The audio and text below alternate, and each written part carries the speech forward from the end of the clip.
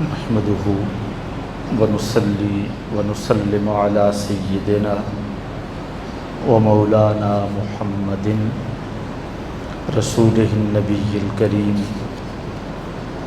وعلى آله الطيبين الطاهرين وصحبه المتقين المخلصين. أما بعد، أعوذ بالله من الشيطان الرجيم. بسم الله الرحمن الرحيم.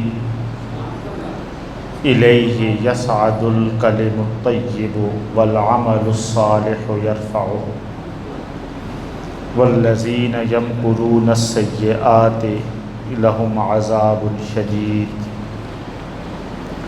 ومكر أولئك هو يبور. صدق الله العظيم. إن الله وملائكته يصلون على النبي يا أيها الذين آمنوا صلوا عليه وسلموا تسليما. اللهم صل على سيدنا ومولانا محمد وعلى آله وصحبه وبارك وسلم. صلاة وسلاما عليك يا رسول الله وعلى آلك وصحبك یا حبیب اللہ. اللہ تعالیٰ کے فضل و احسان اور تاجدار کائنات صاحب لولاک سیدنا محمد مصطفیٰ احمد مجتبیٰ صلی اللہ علیہ وآلہ وسلم کی رحمت پاک کے تصدق اور فیضان سے آج ہم جمعۃ المبارک کی نماز کی ادائیگی کے لیے اللہ کے گھر میں موجود ہیں اور قرآن مجید کی آیات بینات سے اور تاجدار کائنات صلی اللہ علیہ وآلہ وسلم کے فرامین مقدسہ سے اپنے لیے سامان ہدایت اور متاع آخرت کے حصول کے لیے کوشاں. احباب گرامی، سورہ فاطر کی آیت نمبر 10 کی روشنی میں ہم سلسلہ وار گفتگو کر رہے ہیں اور اس کا عمومی عنوان وہ ہے اللہ کی بارگاہ سے عزت کا حصول کیسے ممکن ہے. اس سلسلے میں میں نے دو باتیں عرض کی تھیں کہ اللہ پاک نے اس عزت کے حصول کے لیے جو اللہ کی بارگاہ سے ملتی ہے اور حقیقی عزت ہے، دو باتوں کا تقاضا اور دو چیزوں کا حکم دیا ہے. ایک پاکیزہ گفتگو اور پاکیزہ کلمات اور دوسرا عمل صالح. جب ہم پاکیزہ کلمات کی بات کرتے ہیں، اس میں دو طرح کے کلمات آ جاتے ہیں. ایک تو وہ کلمات ہیں جو اللہ اور اللہ کے رسول کی بارگاہ سے ہمیں عطا کیے گئے ہیں اور ہمیں ان کی تعلیم دی گئی ہے کہ ہم نے کس موقع پر کس کلمہ کا استعمال کرنا ہے. ان کلمات کا سیکھنا، ان کا جاننا اور ان کو ان کے موقع کی مناسبت سے استعمال کرنا، یہ اہل ایمان کا شیوا بھی ہے، اہل ایمان کا طریقہ بھی ہے اور اہل ایمان کی ضرورت بھی ہے. اب اب اس میں چند ایک مثالیں عرض کر دیتا ہوں۔ جیسے جب کوئی اس دنیا سے رخصت ہوتا ہے، کوئی فوتگی ہوتی ہے، تو ہمیں جو کلمات بتائے گئے وہ کیا ہیں؟ انا للہ و انا الیہ راجعون۔ یا بندے کا کوئی نقصان ہو جائے ظاہراً دنیا داری کے اعتبار سے، تو تب بھی یہی کلمات ہیں۔ اسی طریقے سے اگر ہم بستر پر لیٹتے ہیں سونے کے لیے، تو سونے کے لیے کلمات اور دعائیں ہیں۔ جب ہم رات کو کہیں اٹھ جائیں، بیداری ہو جائے کسی وجہ سے، تو آقا صلی اللہ علیہ وآلہ وسلم نے ارشاد فرمایا کہ جو شخص یہ دو کلمات، جن کو ہم عرف عام میں تیسرا اور چوتھا کلمہ کہتے ہیں، لا الہ الا اللہ وحدہ لا شریک لہ لہ الملک و لہ الحمد یحیی و یمیت وہو حی لا یموت بیدہ الخیر وہو علی کل شیء قدیر، اور دوسرا سبحان اللہ والحمد للہ ولا الہ الا اللہ واللہ اکبر ولا حول ولا قوة الا باللہ العلی العظیم۔ تو آقا نے ارشاد فرمایا کہ جو یہ دو کلمات پڑھے، رات کو بیداری ہوئی وقتی طور پر، اور پھر اس کے بعد اللہ کی بارگاہ میں جو جائز حاجت پیش کرے، جو جائز دعا پیش کرے، اللہ پاک اس بندے کو ضرور عطا فرماتا ہے۔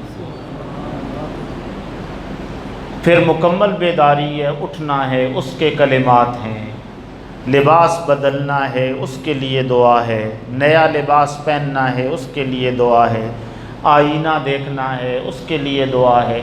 غرض کہ ایک چھوٹے سے چھوٹا کام جو انسان اس زندگی میں انجام دے رہا ہے، ہر اچھے، ہر جائز کام کے لیے اللہ اور اللہ کے رسول کی بارگاہ سے ہمیں کلمات عطا ہوئے ہیں، کلمات سکھائے گئے، اور ان کلمات اور ان دعوات اور ان اذکار کو پھر اہل علم نے جمع بھی کیا کہ آقا صلی اللہ علیہ وآلہ وسلم نے کس موقع پر کیا کلمہ ارشاد فرمایا اور کس کلمہ کی تلقین فرمائی۔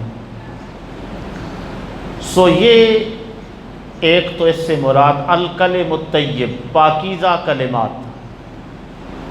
پھر کچھ ایسے ہیں جن کو اللہ پاک نے اور اللہ کے رسول نے کسی وقت اور کسی کیفیت کے ساتھ مقید نہیں کیا کہ یہ کیفیت طاری ہو اور یہ حال طاری ہو تو تبھی آپ نے یہ کلمات کہنے ہیں، بلکہ ان کو مطلق چھوڑ دیا گیا، آزاد چھوڑ دیا گیا کہ بندہ مومن جب چاہے، جس وقت چاہے، اللہ کی بارگاہ میں وہ پاکیزہ کلمات پیش کرے۔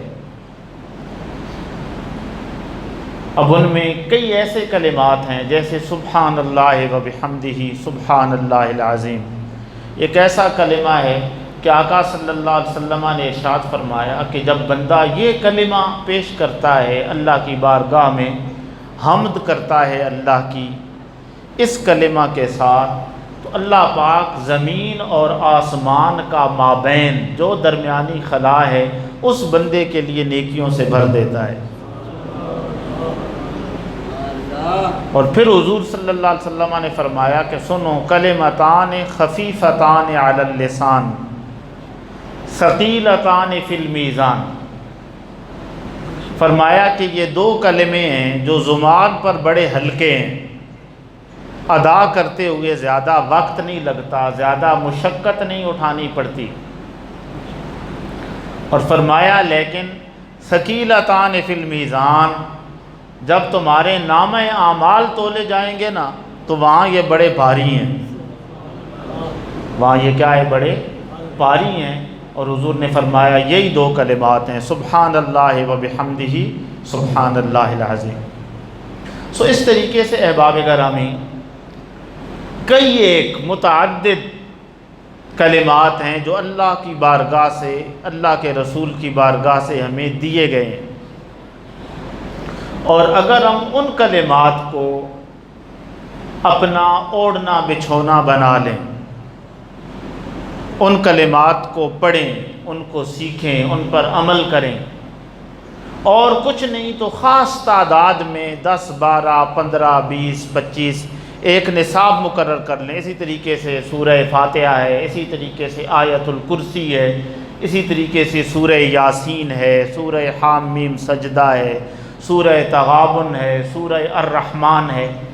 یہ خاص خاص صورتیں ہیں، سورۃ التوحید ہے، سورہ اخلاص جس کو ہم کہتے ہیں، یہ خاص خاص ایسی صورتیں ہیں، یاد رکھیں۔ سورہ کافرون ہے کہ تاجدار کائنات صلی اللہ علیہ وآلہ وسلم نے بالخصوص ان کی طرف صحابہ کی اور امت کی توجہ دلائی ہے۔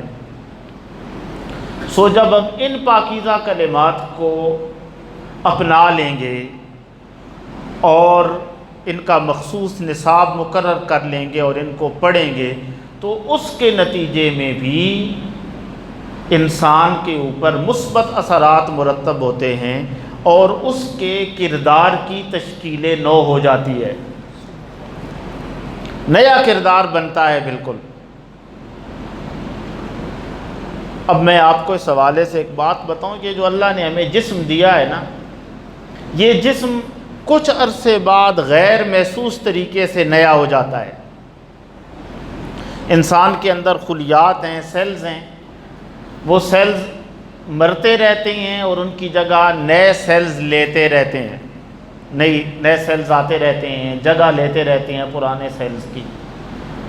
آپ دیکھیں کہ یہ ناخن جو آج میرے انگوٹھے پر موجود ہے نا، یہ 2-3 ماہ کے بعد اس کا کوئی حصہ موجود نہیں ہوگا، ایک نیا ناخن پیچھے سے آ جائے گا۔ یہی حال ہمارے سر کے بالوں کا ہے، اور یہ تو ظاہری چیزیں ہیں نا۔ اسی طریقے سے اہل علم نے، جو حیاتیات کے ماہرین ہیں، انہوں نے یہ بات لکھی ہے کہ نیا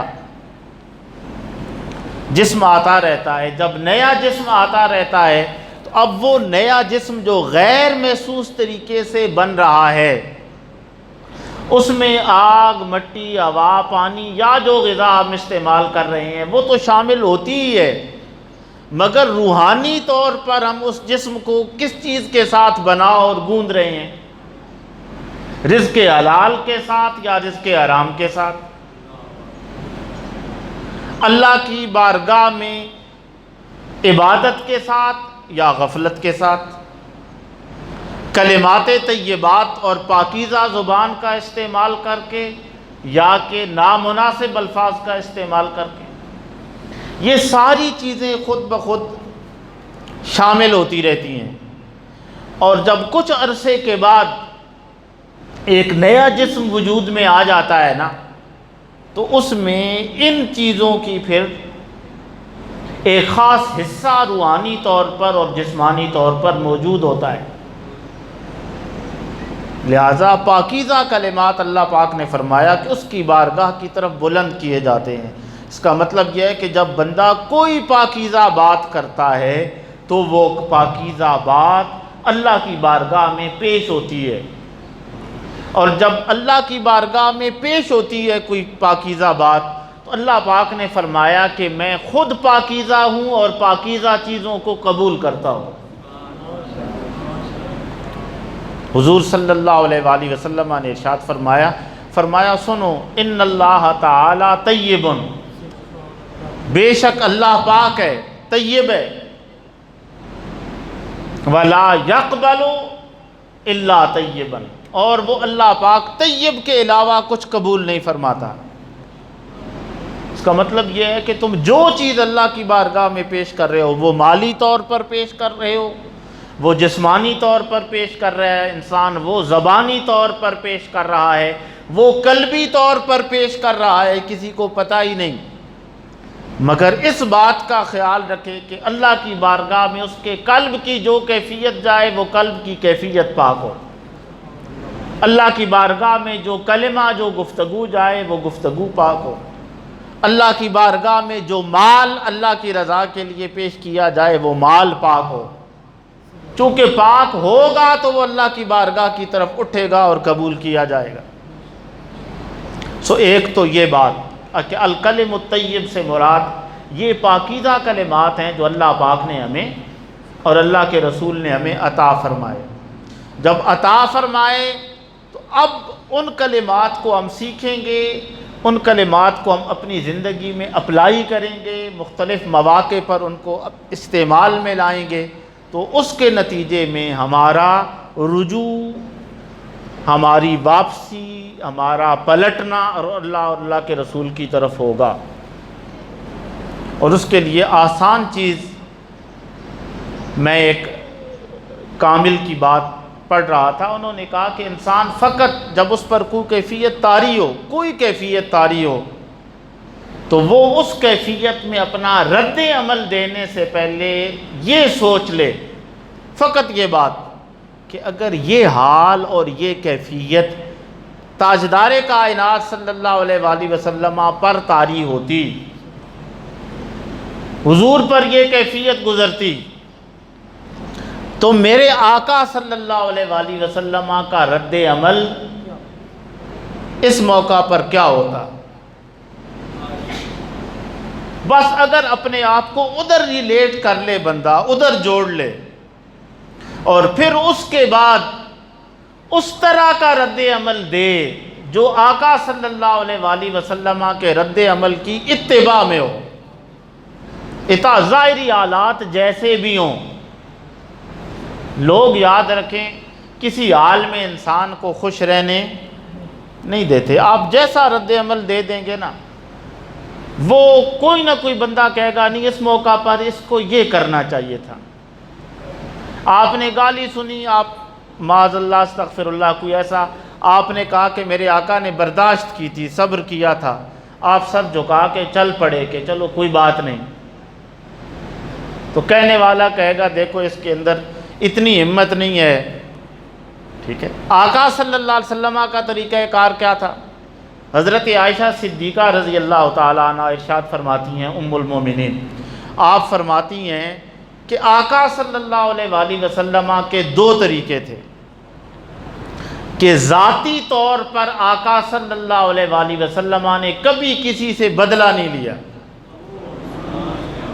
ذاتی طور پر حضور نے کبھی بدلہ نہیں لیا، اور جہاں دین کا معاملہ آیا آقا صلی اللہ علیہ وسلم نے کبھی بدلہ چھوڑا نہیں۔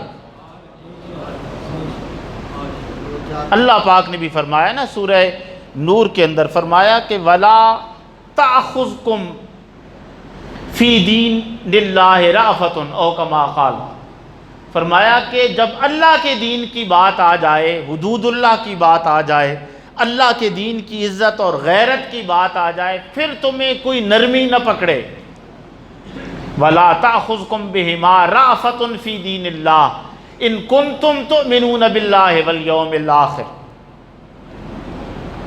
فرمایا کہ اگر تم اللہ یوم آخرت پر ایمان رکھتے ہو تو زنا بدکاری کی سزا بیان ہوئی ہے، اور فرمایا کہ تمہیں پھر یہ نہ دکھائی دے کہ اتنی سخت سزا نہیں، فرمایا جب اللہ کے دین کی بات آئے نرمی پرے رکھ دو، جب تمہاری ذات کی بات آئے نرمی اختیار کرو۔ اسی طریقے سے فاطمہ نام کی ایک عورت بنی مخزوم قبیلے کی حضور کی بارگاہ میں لائی گئی، چوری کی تھی اس نے، تو حضور صلی اللہ علیہ وسلم نے جو اسلامی طریقہ تھا اس کے مطابق پوچھ گچھ کی، تفتیش ہوئی، چوری ثابت ہو گئی، تو حضور صلی اللہ علیہ وسلم نے اس کے ہاتھ کاٹنے کا حکم دے دیا۔ اور یہ جو آقا صلی اللہ علیہ وسلم کا طرز عمل تھا، یاد رکھیں یہ بطور سربراہ ریاست مدینہ کے تھا اور بطور شارع اسلام تھا، دین اسلام کو آپ نے نافذ فرمایا۔ اب حضور صلی اللہ علیہ وسلم کی بارگاہ میں ان کے ایک محبوب صحابی کو پیش کیا گیا کہ آپ ذرا جا کر عرض کریں کہ اگر حضور ہو سکے تو یہ بڑا مؤثر قبیلہ ہے، بڑی امیر عورت ہے، اس کو چھوڑ دیں۔ تو آقا صلی اللہ علیہ وسلم نے فرمایا نہیں، یہ بہت مؤثر صحیح، لیکن سنو، اگر یہ تو فاطمہ ہے بنو مخزوم کے قبیلے کی، اگر فاطمہ بنت محمد چوری کرتی لقطع محمد یدہا، محمد مصطفیٰ اس کا بھی ہاتھ کاٹتے۔ یہ طرز عمل آقا نے بتایا کہ اپنی ذات کی بات آئی تو حضور نے معافیاں دی، مسلسل معافیاں دی، معاف کر دیا، لا تثریب علیکم اليوم، کوئی پوچھ کچھ نہیں۔ مگر جب دین کی بات آئی تو آقا صلی اللہ علیہ وآلہ وسلم نے دین کے معاملات میں نرمی نہیں دکھائی، دین کو نافذ فرمایا۔ مگر دین کو نافذ فرمانے کے بعد بھی، یہ بات بڑی عام ہے، دین کو نافذ فرمانے کے بعد بھی آقا نے کسی کلمہ خبیثہ کو، بری بات کو حضور نے برداشت نہیں کیا۔ آپ کہیں گے یہ کیسے؟ حضور صلی اللہ علیہ وسلم کے ایک ساتھی تھے، ان سے کچھ معاملہ ایسا ہو گیا جس پر اسلام کی سزا بنتی تھی۔ اب حضور نے تربیت ایسی کی ہوئی تھی، جس کے کوئی مسئلہ ایسا ہو جاتا تو وہ حضور کی بارگاہ میں آ جاتا کہ حضور مجھ سے یہ ہو گیا ہے، مجھے پاک کر دیں، مجھے پاک کر دیں۔ آقا صلی اللہ، وہ بھی صحابی بھی آ گئے حضور کی بارگاہ میں، مجھے پاک کر دیں۔ حضور نے 3 دفعہ انہوں نے اقرار کیا، مجھے پاک کر دیں، مجھے پاک کر دیں، مجھے پاک کر دیں۔ جب اقرار کر لیا تو حضور صلی اللہ علیہ وسلم نے اس کے اوپر اسلامی سزا کی تنفیذ فرما دی۔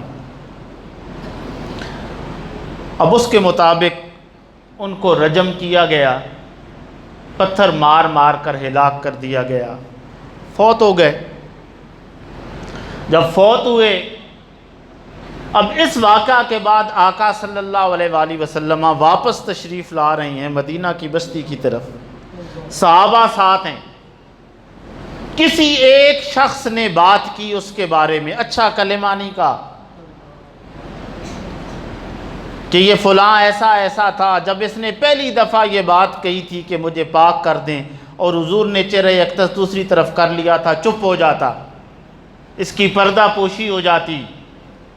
اس نے اپنے لیے فلاں اس کو ایسے پتھر مارے گئے جیسے فلاں فلاں جانور کو مارے جاتے ہیں، اور یوں اس طرح کے کچھ کلمات کہے۔